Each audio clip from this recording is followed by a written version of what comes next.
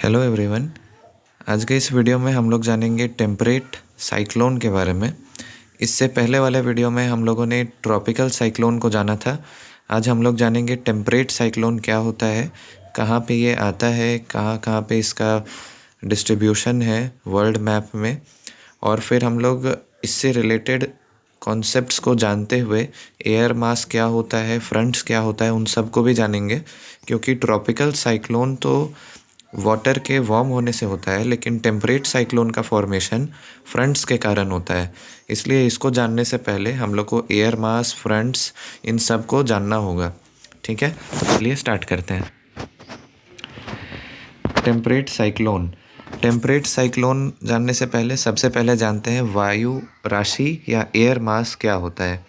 तो वायु राशि या एयर मास वायु का एक विस्तृत कुंज होता है जो क्षैतिज स्तर पे हज़ारों किलोमीटर और लंबवत स्तर पे हज़ारों मीटर तक विस्तृत होता है, और इसमें आर्द्रता, तापमान आदि में समानता, समरूपता पाई जाती है। इसका मतलब हो गया कि जो एयर मास है वो एक लार्ज एरिया में फैला हुआ, आप लोग कह सकते हैं एयर का पार्सल है, बहुत सारा एयर है जो कि क्षैतिज स्तर पे, मतलब इस तरह में हज़ारों किलोमीटर और लंबवत स्तर पे हज़ारों मीटर तक फैला हुआ है। और ये एयर मास में एक ही जैसा हम लोग को टेम्परेचर, ह्यूमिडिटी सेम मिलता है, तब उसको जाके हम लोग एक एयर मास कंसीडर करते हैं। इस एयर मास के कॉन्सेप्ट को नॉर्वे के जे बर्कनीज़ और वी बर्कनीज़ ने फर्स्ट वर्ल्ड वॉर के टाइम में दिया था, और उसके बाद ये जो डेफिनेशन है वायु राशि, वायु का विस्तृत कुंज है, ये ओलिवर एंड हिडोरे ने 2003 में दिया था। ठीक है, अब जानते हैं हम लोग वायु राशि बनेगा कब। तो वायु राशि को बनने के लिए भी कुछ अलग अलग चीज़ें चाहिए होती हैं, तभी जाके कोई वायु राशि बनता है। जैसे एक विस्तृत क्षेत्र चाहिए उसको, चाहे वो लैंड में हो या ओशन में। वहाँ पे स्थिरता होनी चाहिए, मतलब जो वायुमंडलीय दशाएं हैं, जो एटमॉस्फेरिक जो चेंजेस होते रहता है, वो काफ़ी लंबे टाइम तक स्टेबल होना चाहिए। और नो कन्वर्जेंस जोन होना चाहिए, मतलब जो विंड है उसका अपवर्ड मूवमेंट नहीं होना चाहिए, वरना फिर वो एक वायु राशि नहीं बन पाएगा। तो ये 3 कंडीशंस है किसी भी वायु राशि को फेवर करने के लिए। अब वायु राशि के प्रकार को जानते हैं, कितने तरह के वायु राशि होते हैं। तो वायु राशि को मेनली हम लोग 8 टाइप्स में डिवाइड कर देते हैं, और फिर वो 8 का फर्दर आगे हम लोग देखेंगे। तो पहला होता है सी टाइप, यानी कि कॉन्टिनेंटल टाइप। एम से हो जाएगा मैरीन टाइम। तो इसको साथ में लिखा गया है क्योंकि कॉन्टिनेंट और मैरी टाइम दोनों अपोजिट है। फिर हो गया पोलर और ट्रॉपिकल, ये भी अपोजिट है, एक पोल साइड में है और एक ट्रॉपिकल रीजन में, ये भी वही अपोजिट है, वार्म और कोल्ड। फिर ये हो गया स्टेबल और अनस्टेबल, मतलब कॉन्टिनेंटल एयर मास हो सकता है, मैरीन टाइम एयर मास हो सकता है, पोलर एयर मास हो सकता है। तो इसी तरह से ये सारे एयर मासेस का डिवीज़न किया गया है। अब इसको हम लोग इस चार्ट में देखते हैं। तो इसको लिखने का एक पैटर्न होता है। सबसे पहले आपको कॉन्टिनेंटल का नाम लिखना पड़ेगा, या कॉन्टिनेंटल है या वो मैरीन टाइम है एयर मास, उसको लिखना पड़ेगा। कॉन्टिनेंटल है तो पहले सी लिखाएगा, फिर बताना होगा हम लोग को कि वो ट्रॉपिकल है या पोलर है। तो अगर ट्रॉपिकल है तो टी लिखेंगे, पोलर है तो पी लिखेंगे।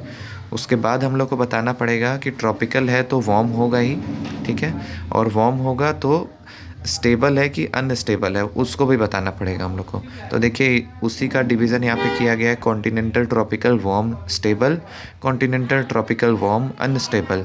तो इसी तरह से चार्ट बनाया गया है और 16 डिवीज़न में इसको किया गया है। ठीक है, अब नेक्स्ट हम लोग जानते हैं कि ये देखिए वही चीज़ लिखा हुआ है, ये जो क्लाइमेट का एयर मास का डिवीज़न है, इसको जी.टी. वार्ता और बर्गरॉन मैंने बताया था। और इसको लिखने का जो पैटर्न है वो हम लोग किसी भी पैटर्न में नहीं लिख सकते हैं कि पहले पोलर, फिर कॉन्टिनेंटल, फिर अनस्टेबल, फिर वार्म, ऐसा नहीं होता है।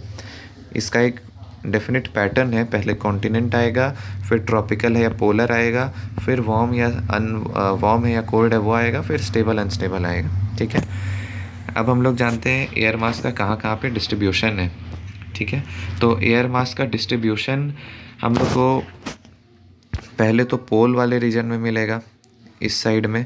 तो यहाँ पे सब कोल्ड एयर मास ही मिलेगा हम लोग को, cold polar, cold Arctic, cold Antarctic, जितने पोल्स वाले रीजन है सब वहाँ पे। फिर समुद्र में देखें तो मैरी टाइम टाइप का मिलेगा, और ट्रॉपिकल रीजन है तो मैरी टाइम ट्रॉपिकल, इसको अभी और अच्छे से जानेंगे हम लोग। तो अभी पढ़ लेते हैं। ध्रुवीय सागरीय क्षेत्र में मतलब नॉर्थ पैसिफिक और साउथ पैसिफिक वाले रीजन में, ध्रुवीय महासागरीय क्षेत्र में, ठीक है, उष्णकटिबंधीय सागरीय क्षेत्र में, उष्णकटिबंधीय महाद्वीपीय क्षेत्र में, साउथ वेस्ट एशिया में, और इक्वेटोरियल रीजन में। इन सभी रीजन्स में हम लोग को अलग अलग एयर मासेस मिलेगा। क्यों मिलेगा? क्योंकि जैसे ये अलग अलग टाइप्स भी तो बता रहे हैं। जैसे कि ध्रुव सागरीय क्षेत्र मतलब पोलर में जो वाटर बॉडी है वहाँ पे पाया जाने वाला एयर मास। ध्रुवीय महाद्वीपीय क्षेत्र मतलब पोल पे जो लैंड मास है वहाँ पे पाए जाने वाला एयर मास। फिर ये हो गया ट्रॉपिकल में पाए जाने वाला वाटर एयर मास। फिर ये ट्रॉपिकल के लैंड सरफेस में पाए जाने वाला एयर मास। फिर ये साउथ वेस्ट एशिया में पाए जाने वाला, और ये इक्वेटोरियल रीजन में। तो यहाँ पे एयर मास अलग अलग मिलता है। अब इसको अच्छे से समझते हैं। देखिए ये एयर मास का क्लासिफिकेशन है, कहाँ पे किस तरह का है। तो इसमें कलर भी यूज़ है। तो जो रेड वाला मार्क है, ये सब रेड वाला, ये सब वार्म एयर मास है। और ये सब देखिए आप लोग ट्रॉपिकल रीजन में मेनली है, ठीक है। और उसके ऊपर जो हमारा टेम्परेट या कोल्ड रीजन है, यहाँ पे सब कोल्ड एयर मास है। ये सारा कोल्ड एयर मास है। मैरीटाइम पोलर, पोलर हो गया कोल्ड। कॉन्टिनेंटल पोलर या कॉन्टिनेंटल आर्कटिक सब हो गया कोल्ड एयर मास। तो एयर मास का भी इम्पैक्ट हमारे क्लाइमेट पे पड़ता है, उसको आगे जानेंगे हम लोग। कोल्ड एयर मास हो गया। अब हम लोग जानते हैं फ्रंट्स के बारे में। तो फ्रंट्स क्या होता है? जब दो डिफिनिट मतलब दो अलग अलग कैरेक्टर की जब एयर मासेस एक दूसरे से मिलती हैं तो जो बाउंड्री बनाता है वो, ये मान लीजिए वार्म एयर मास है, एक मिनट, ये वार्म एयर मास हो गया और इस तरफ से कोल्ड एयर मास हो गया। तो बीच में जो हमारा एक बाउंड्री बनेगा, इसी को बाउंड्री को हम लोग कहते हैं ढलुआ सीमा या फिर स्लोपिंग बाउंड्री। इसी को कहते हैं हम लोग वाताग्र या फ्रंट। और ये फ्रंट अलग अलग टाइप्स के हो सकते हैं। वार्म फ्रंट हो सकता है, कोल्ड फ्रंट हो सकता है, ऑक्लूडेड फ्रंट हो सकता है, या स्टेशनरी फ्रंट हो सकता है, ठीक है। वार्म फ्रंट तब बनेगा जब जो वार्म एयर मास है वो कोल्ड एयर मास के ऊपर चल जाएगा। नॉर्मली यही होता भी है, क्योंकि वार्म एयर मास ऊपर क्यों जाएगा? क्योंकि वार्म एयर मास का डेंसिटी कम रहता है, तो वो कोल्ड एयर मास को नीचे करते हुए खुद ऊपर चल जाता है। कोल्ड फ्रंट भी बनता है जब कोल्ड एयर मास ज़्यादा स्ट्रॉन्ग रहता है। तो उसके बाद ऑक्लूडेड फ्रंट होता है जब चारों तरफ से एयर मासेस, इसको फिगर से समझते हैं तो ज़्यादा समझ में आएगा। देखिए ये है एयर मासेस का, ये फ्रंट का फॉर्मेशन है। जब कोल्ड एयर और वार्म एयर इस तरफ से चल रहा है और कोल्ड एयर इस तरफ से चल रहा है, तो जो नॉर्मल बाउंड्री बना रहा है इसको हम लोग कहेंगे स्टेशनरी फ्रंट। ये नॉर्मल बाउंड्री है, स्टेशनरी फ्रंट। फिर अब धीरे धीरे वार्म एयर मास ऊपर जाना चाह रहा है, ये फॉर्मेशन है एक तरीके से। फिर वार्म एयर मास धीरे धीरे और ऊपर जा रहा है, कोल्ड एयर मास उसको रिप्लेस करेगा धीरे धीरे, और फिर जाके इस तरह का फॉर्मेशन हो जाएगा कि वार्म एयर नीचे है, कोल्ड एयर मास ऊपर आ गया पूरा। तो यही स्टेज होता है किसी फ्रंट के फॉर्मेशन का, ठीक है। अब हम लोग जानते हैं टेम्परेट साइक्लोन के बारे में। टेम्परेट साइक्लोन को जानने से पहले एयर मास, फ्रंट, ये सब का कॉन्सेप्ट क्लियर होना चाहिए, तभी ये समझ में आएगा। तो अब टेम्परेट साइक्लोन में आते हैं। टेम्परेट साइक्लोन का जो फॉर्मेशन है वो 35 से 65 degree north and south latitude में होता है, और इसका डायरेक्शन वेस्टर्लीज विंड के चलने के कारण वेस्ट टू ईस्ट होता है, ठीक है।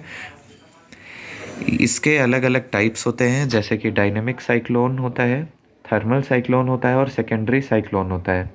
डायनेमिक साइक्लोन तो वो नॉर्मल साइक्लोन ही होता है जो फ्रंट्स के कारण बनता है, और फ्रंट्स में जो एयर का मूवमेंट है उसके कारण जो बनता है, उसको सर्कुलर पैटर्न में जब विंड मूव करने लगेगा तब उसको हम लोग डायनेमिक साइक्लोन कहेंगे। थर्मल साइक्लोन हो जाता है, देखिए थर्मल साइक्लोन कब होगा? जब लैंड सरफेस में लो प्रेशर बन गया और साइड में जो वाटर बॉडी है उसमें हाई प्रेशर है। तो जब सन जो है वो ट्रॉपिक ऑफ कैंसर या कैप्रिकॉर्न में होता है, तब टेम्परेचर के कारण, टेम्परेचर डिफरेंस के कारण जो साइक्लोन का फॉर्मेशन होता है टेम्परेट रीजन में, उसको थर्मल साइक्लोन कहेंगे। और सेकेंडरी साइक्लोन तब होता है जब ऑक्लूडेड फ्रंट का कंडीशन बनता है, यानी कि एक साइक्लोन जो है, जो वार्म एयर मास है वो ऊपर उठ गया है और चारों तरफ से उसको कोल्ड एयर मास घेर लिया है, तब उस कंडीशन में जो साइक्लोन बनता है उसको हम लोग सेकेंडरी साइक्लोन कहते हैं। ठीक है, और सेकेंडरी साइक्लोन वीक होता है। अब हम लोग थोड़ा जानते हैं जो क्या, एक मिनट कहाँ गया, हाँ, तो विंटर में जो वाटर है उसमें टेम्परेट साइक्लोन बनेगा, जबकि समर में लैंड में बनेगा। ऐसा क्यों? क्योंकि विंटर में हमारे जो लैंड सरफेस है और जो वाटर सरफेस है, इसके हीटअप होने का अलग अलग रेट होता है। तो लैंड सरफेस जो है वो ज़्यादा जल्दी हीट भी हो जाता है और ज़्यादा जल्दी कोल्ड भी हो जाता है, जबकि वाटर सरफेस जो है ये ना जल्दी ठंडा होता है ना जल्दी गर्म होता है। ठीक है, तो इसी के कारण विंटर में जो वाटर बॉडी है वो लैंड के कंपैरेटिवली वार्म रहता है, इसलिए उस समय वाटर में टेम्परेट साइक्लोन आता है। और समर में जो लैंड सरफेस है वो जल्दी वार्म हो जाता है, इसलिए समर में लैंड में टेम्परेट साइक्लोन आता है। अब टेम्परेट साइक्लोन के कुछ कैरेक्टरिस्टिक्स को जानते हैं, जैसा कि हम लोगों ने ट्रॉपिकल में भी पढ़ा था। तो जो हमारा टेम्परेट साइक्लोन है उसका शेप राउंड हो सकता है, गोलाकार हो सकता है, अर्ध गोलाकार हो सकता है, या फिर वी आकार का भी हो सकता है। ठीक है, इसका जो विस्तार है, यानी इसका जो एक्सटेंट है वो काफ़ी लार्ज एरिया में होता है। हम लोग ट्रॉपिकल में पढ़े थे कि वो 80 से 300 किलोमीटर तक होता है और मैक्सिमम 300 किलोमीटर तक जाएगा, मिनिमम उसमें 50 किलोमीटर होता है। पर टेम्परेट वाले में क्या है, इसमें जो मैक्सिमम है वो 1920 किलोमीटर तक जा सकता है, और मिनिमम भी जो टेम्परेट साइक्लोन है वो 1000 किलोमीटर तक तो चली जाता है। मतलब इतना large area temperate cyclone effect करता है।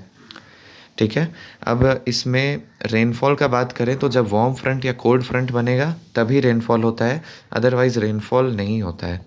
सारे रीजन में जो ट्रॉपिकल का, जैसे हम लोग ने बताया था कि सब जगह इक्वल रेनफॉल होता है, टेम्परेट में अलग अलग जगह पे अलग अलग रेनफॉल होता है, और ये डिपेंड करता है अलग अलग एयर मासेस पे। इसके बाद अगर स्पीड का बात करें तो प्रेशर ग्रेडियंट के कारण इसका स्पीड भी अलग अलग होता है। जो समर में 32 किलोमीटर पर आवर की स्पीड से चलता है, वही विंटर में 48 किलोमीटर पर आवर की स्पीड से चलता है। तो हम लोग अगर ट्रॉपिकल से कंपैरिजन करें तो टेम्परेट का स्पीड काफ़ी कम है, बहुत कम है।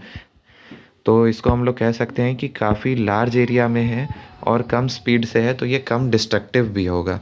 ठीक है, इसके बाद नॉर्थ और नॉर्थ ईस्ट में ये वार्म विंड के कारण होता है, और कोल्ड विंड के कारण ये साउथ और साउथ वेस्ट में होता है।